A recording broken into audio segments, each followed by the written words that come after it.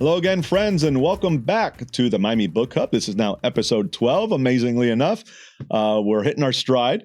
And today we have a couple of great guests, one of whom is sitting here to my right. He is Pedro Medina León. He is an author, an editor, a publisher. You name it, he does it. And we'll get to Pedro in a second. But after Pedro, we also have a quick 5-minute segment that we introduced a few shows ago called Reading with Rochelle. That is with best-selling author Rochelle Weinstein, and she's going to share book picks for the month of June. So stick around for that after our interview and our conversation with Pedro. But sitting to my right now, as I said, is Pedro Medina León. Pedro, welcome to the program. Thank you, Javier. Yeah, we'll go with Javier today. Thank you very much. I really appreciate the opportunity. I really enjoy being here. Yeah, so one of my early guests was J.J. Colagrande, who is the publisher of Jitney. Yeah. The Jitney, I believe. Jitney. And I'll tell you, after that show, he wrote me an email, says, you have to have this guy on your program. He is the best. It's very tricky, JJ, because he sent me a text, you have to call this guy. He told me the same. It worked. It worked. We're here. Yeah. So which hat do you want to start with here? Publisher, editor, author? Let's go with author because you have your books here. Author in arroz con mango language. Arroz con mango. Very Miami, right? I love it. I love it. So we have 3 books here. You have some books behind us as well. So you're a prolific writer. You tend to write in Spanish, right? I write in Spanish. Okay. I write in Spanish. I'm the author of 9 books, actually. This is the latest one. What's it called? Miami, Mapa Cultural y Pop. Okay. This is in Spanish. Only 2 of my books have been translated into English by this crazy JJ. I don't know why he did that. He's crazy good. Yeah, I love JJ. He's a crazy good guy. The first book that he translated was this one, Tour, which in Spanish is Una Vuelta por la Cultura Popular de Miami. So if you translate it in English, it's just Tour. But both books are nonfiction books. Both books are nonfiction books, and actually in Spanish are the first 2 books to tell the story of Miami. Yeah. In Spanish, there are no more books. Short essays and chronicles about history and pop culture of Miami. You can see Henry Flagler there, and you can also see Bob Marley there.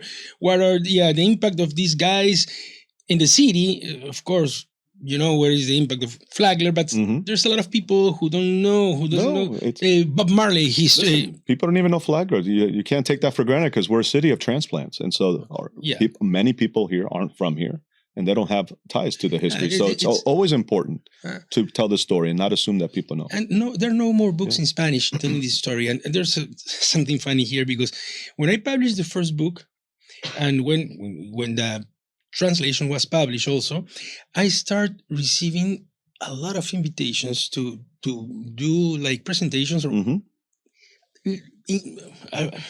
I did talks of the book in Boston, New York, telling about, because Miami. Interesting. Yeah, because Miami has like everybody has a reputation. And as I told you, people find it really interesting, right? Miami Vice. Of CSI course, Miami, the first book was a lot of Miami Vice. Carl Hiaasen books, people love. Yeah, and the first book you have Miami Vice, a lot of Miami Vice, the Mutiny Hotel. You have the Beatles in Miami, Bob Marley in Miami. There's a lot of pop culture, right? And I had one of these presentations in the Flagler Museum in St. Augustine. Yes, beautiful. Yeah, and I got there. There was a line outside. There were a lot of old guys in the line. And I told her, it was a Tuesday, and I thought this might be like a free Tuesday. No, they were going for me. And it was very funny to have a Peruvian guy telling them they were almost all native from Florida. Okay. But it's very interesting to have a Peruvian guy telling them about their own history. Yeah, and that's what you tell, because sometimes we don't know. People Flagler is just an avenue for a lot of people. You know what I mean? So you're Peruvian, but you moved to Miami when? 9/11/2002. And why did you move here?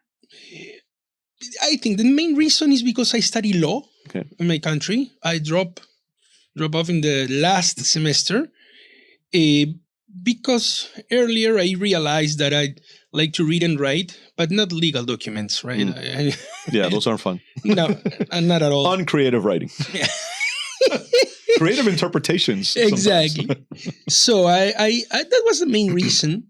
And I moved here because when you are, what I say this is not the main reason, because if you are not happy with your future, you're not happy at all with your life. So I think this is the core of my unhappiness that made me move here. So yeah, I moved in 2002 with the purpose of writing novel. I came with some short stories, and I thought, I'm gonna study literature, and I did study literature. And yeah, that's my story. But it was very funny because I came with just $120 in my pocket. Wow. With no fucking papers. You can imagine. Well, very similar to many people who arrive here with nothing.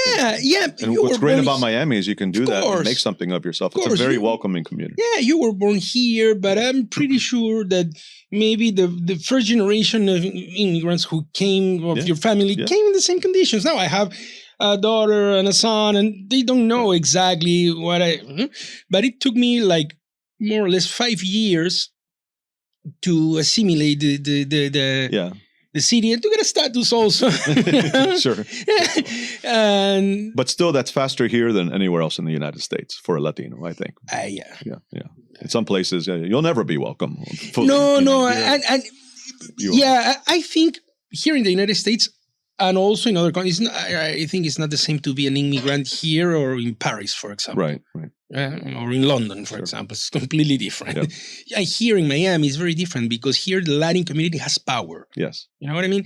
Because New York, Chicago, not even to say London, Paris, it's... we're true minorities in those places. Absolutely.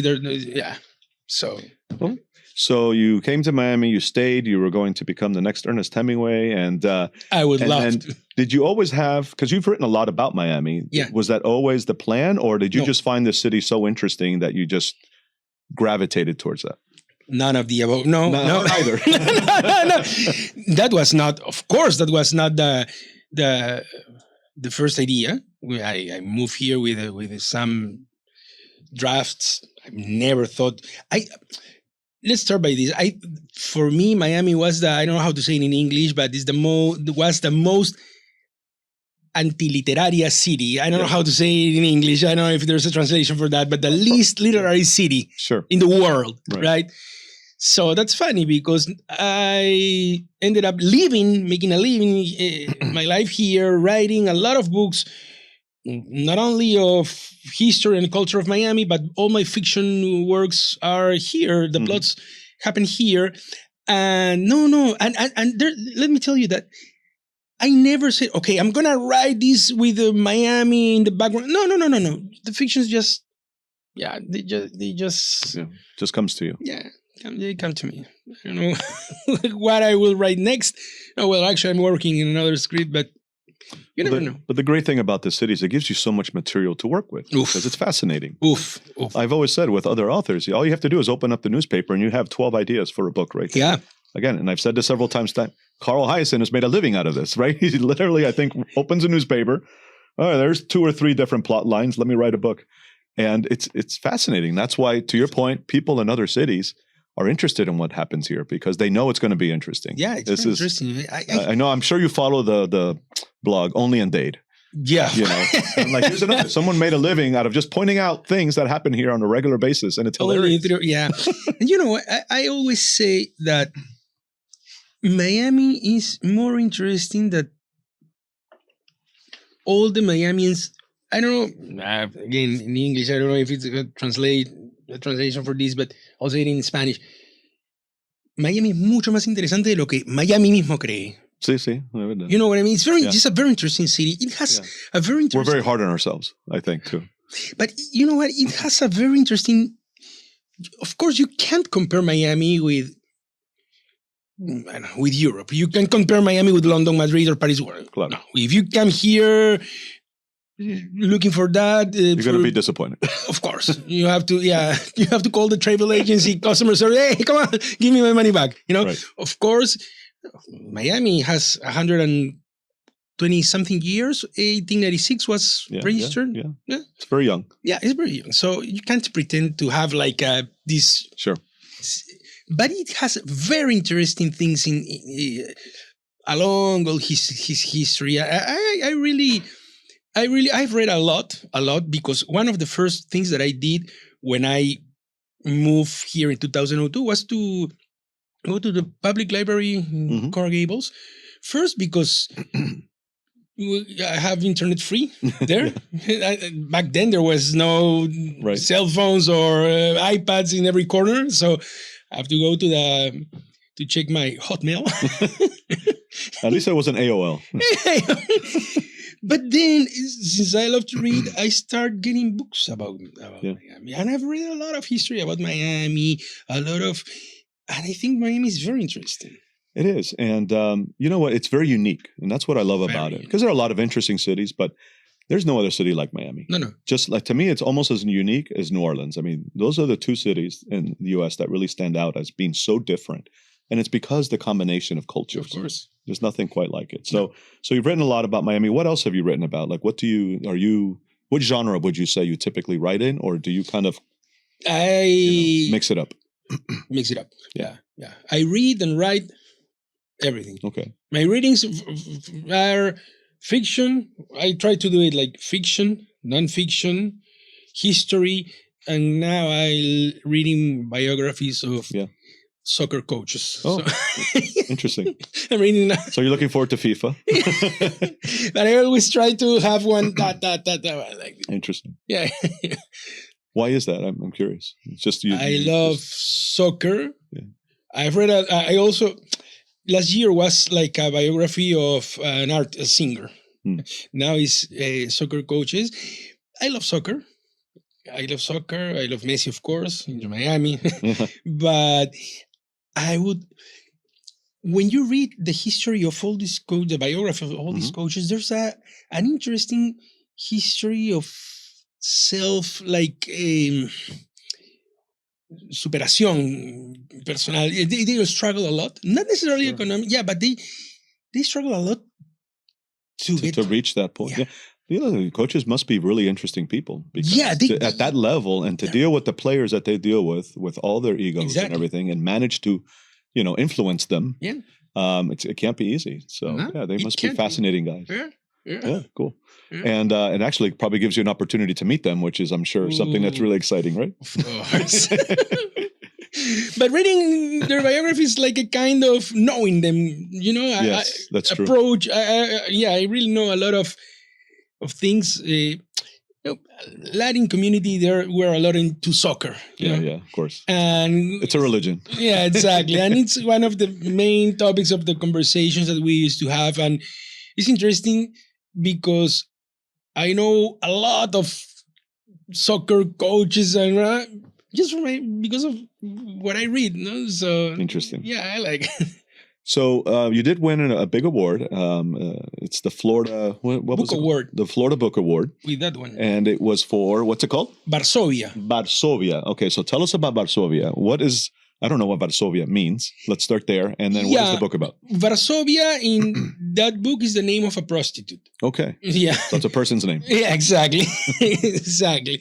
Because in English, Warsaw is the capital of Poland, right? But her nickname in this book is Varsovia. Oh, Varsovia is Spanish for Warsaw? Yeah. I didn't even know that. Yeah. Okay. Okay. That's the first book of a saga that I have with a character named El Comanche. I like it. J.J. Colagrande fell in love with El Comanche. That's why he published one of these books, because it's like, I'm going to read the brief description that J.J. did of this translation then. But the thing is, Varsovia was the first book. I didn't know it was going to be a saga. I have already 5 or 6 books of this Comanche guy. Mm-hmm. He's a private detective, a retired private detective, to be more precise, that he lives between Little Havana and Miami Beach. And he's tired of investigating cases, so he retires. But he always ends up in a case because a friend or a girl tells him, "Hey, help me with it." Blah, blah. So he always finishes doing an investigation. Okay. And this is a case. Varsovia was the first. I didn't know there was going to be a saga, as I mentioned. So this guy, one of the girl that he was dating, told him, "Okay, my friend was stabbed in an alleyway in South Beach Meridian Avenue, something like that." Those alleyways I love those alleyways in Miami Beach. Interesting things happen there. Very interesting. And this guy Comanche started like doing his investigation. The real name of Varsovia is Kina, K-I-N-A, in the novel. So he started doing his investigation about Kina, and he realized that she was trying to get into the porn industry under the name Varsovia. And well, he found who stabbed him. It's very yeah. Don't give away the plot, but I won't ask how much research you did for this book. Okay, but it's an interesting premise. So that is the book that you won the award for. Yeah. What is your most recent book? This one. So that's the, and so is that the one you're going to read a passage from? Yeah. Yeah. Go ahead. Let's do it. And so again, this is in Spanish, right? Yeah. Has it been translated yet? I already talked to JJ about this because he told me, I'm not gonna publish more books, and I told him about this book, and he thought, okay, I'm in New York, let's talk about it. Until he comes around to yes. Yeah. In Spanish is okay. Sí, por favor. Okay. Sigue. A sangre fría en Ocean Drive. Quizá una de las escenas más impactantes de Scarface sea aquella en la que Tony Montana, Al Pacino, corta el cuello de un narcotraficante con una motosierra en un motel de Miami Beach, en el 728 de Ocean Drive. Décadas después, el 15 de julio de 1997, la misma avenida acaparó titulares mundiales con el asesinato del diseñador Gianni Versace frente a su mansión, la Casa Casuarina, en el 116 de Ocean Drive, cuando volvía a tomar café y leer la prensa en el News Café. Ocean Drive es glamour y decadencia en una sola arteria frente al mar. Es la calle que los locales evitamos, pero que desde sus inicios seduce a productores, cineastas, artistas y turistas de todo el mundo. También fue, sin saberlo, refugio pasajero de dos asesinos que venían huyendo de un crimen brutal.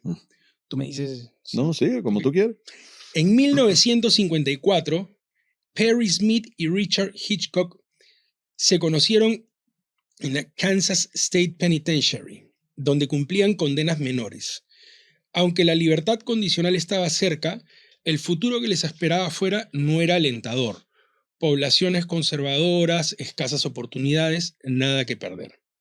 En prisión, Hitchcock entabló amistad con un ex empleado de la granja de la familia Clutter en Holcomb, Kansas, quien le aseguró que Herbert Clutter guardaba una gran suma de dinero en una caja fuerte.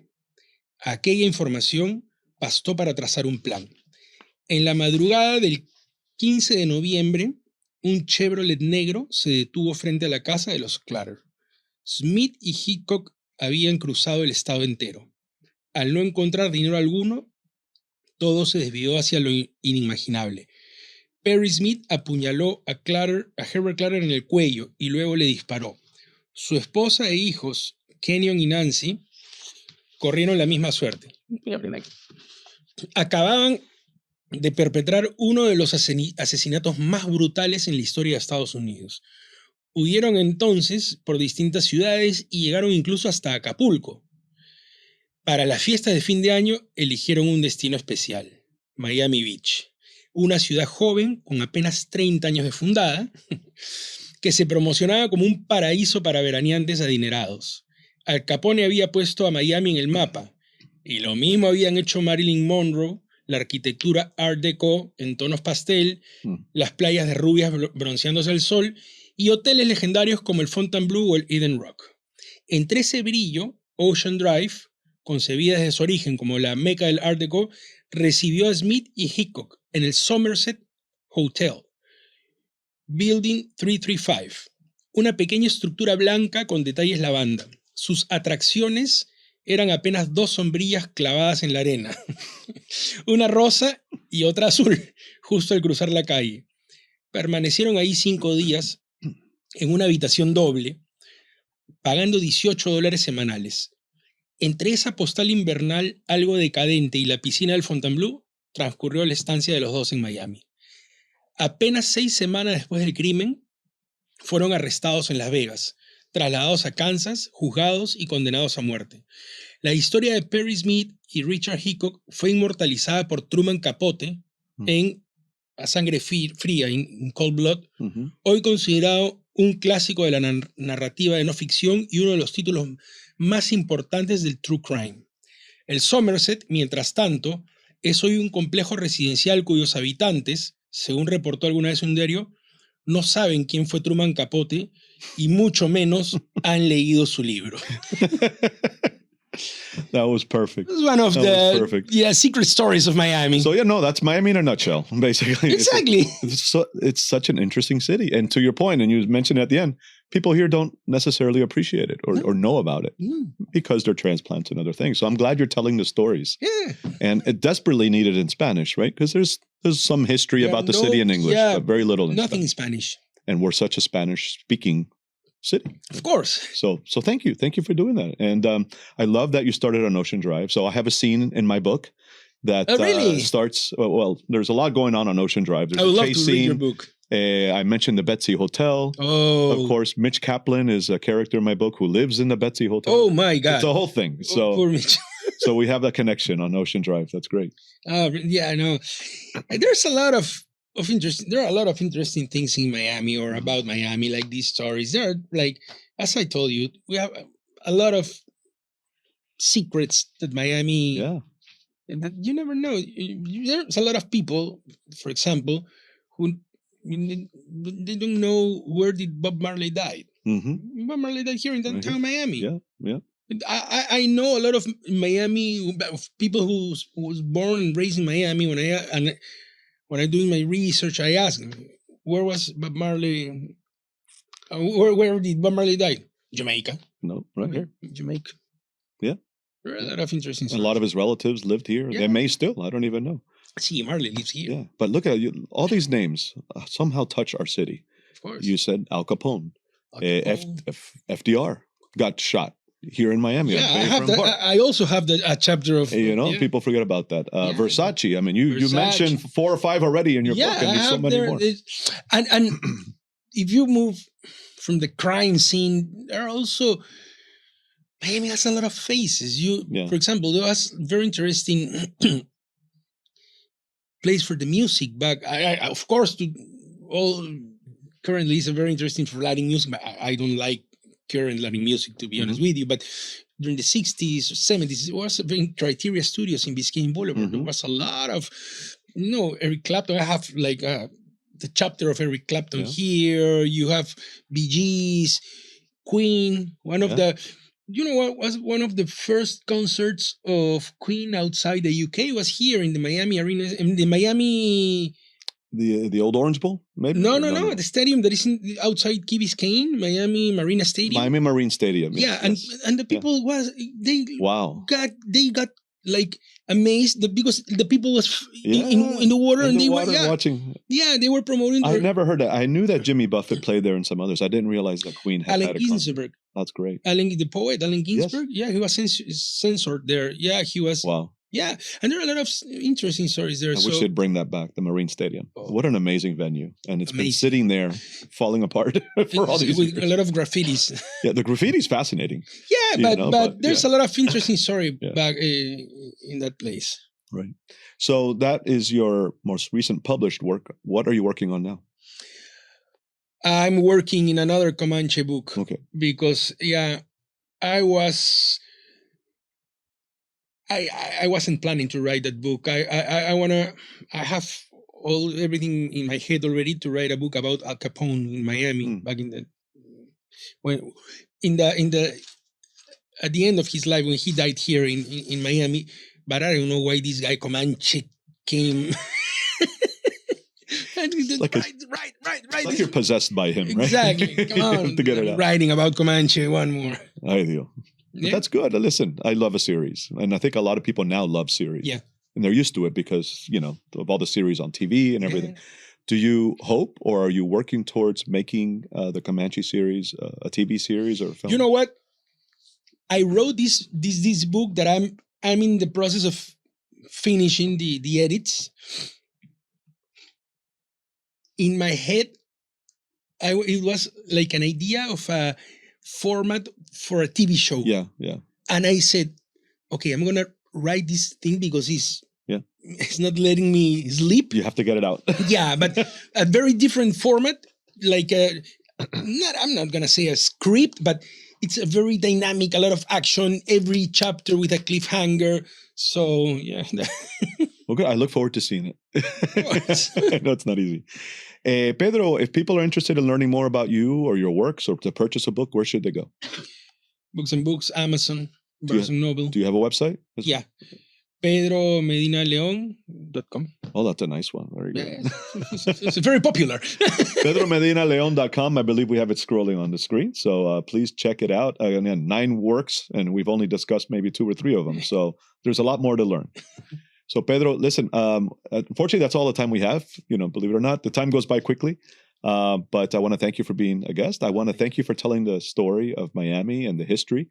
It's always great to see that, especially from an outsider. You've been here 20 years. You're basically a native. No. But that's interesting. Sometimes it does take someone to come in from the outside to appreciate what we take for granted. Yeah, so, I've been living here for 24, 25 years, but I think that I'm like an outsider observer. Yeah. I have the distance to like an observer. Yeah. Well, thank you. Thank you. And wishing you much success moving forward. Thank you very much. Thank you to JJ for connecting us. JJ, if you're watching. You have to. Keep them coming. Yeah. So, folks, that's all the time we have for this segment. But as I said, we're going to move into reading with Rochelle in a little bit. So please continue watching. And for those of you watching at home, don't go anywhere. One of the things we're really excited about introducing to our Miami Book Hub program is a regular feature where my guest, Rochelle Weinstein, is going to recommend 4 books for the coming month. It's going to be called Reading with Rochelle, as the name behind us implies. And so we're starting here with June. We got 4 books that you've selected. So that people could, maybe take them to the beach. Yes, it's kind of vacation season. Yes, it's vacation season. The kids are out of school. Hooray, no school zones, more time to read. We're starting with Off the Record by Sarah Goodman Confino. It's this beautiful, colorful, light cover, but don't let it fool you because Sarah writes with depth and wit, and her stories are always so engaging and real page turners. So this one is about an aspiring reporter who stumbles upon a Cold War mystery where she risks her life and her future for the story that might just change her career. Wow, I love it already. I love right it up my already. alley. I love it already. There's Jewish representation, and like I said, there's Sarah's sharp wit and her incredibly compelling storytelling. So grab this one, and then make sure you grab her backlist as well. I'm a huge fan. Fantastic. Off the Record is on my list. So next up we have Lee Goldberg, and I hope everybody can see this. And this is Lee Goldberg, Murder and Design. This one already came out. Sarah's actually comes out June 9th.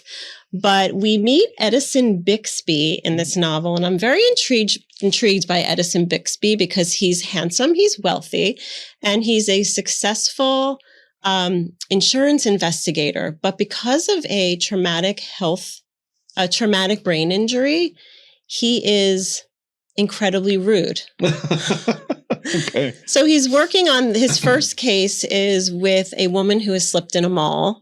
And he's been partnered with this struggling actor who tries to keep him in line and keeps him from, really offending people. So this is Lee Goldberg. I know so many readers know Lee Goldberg. He's superbly and incredible suspense writer, and I just think that you have such a great mix of his fun characters and a suspenseful read. So I'm looking forward to checking this one out. That sounds like fun too. Yeah. Another cool cover. I'm a sucker for cool covers. Yeah.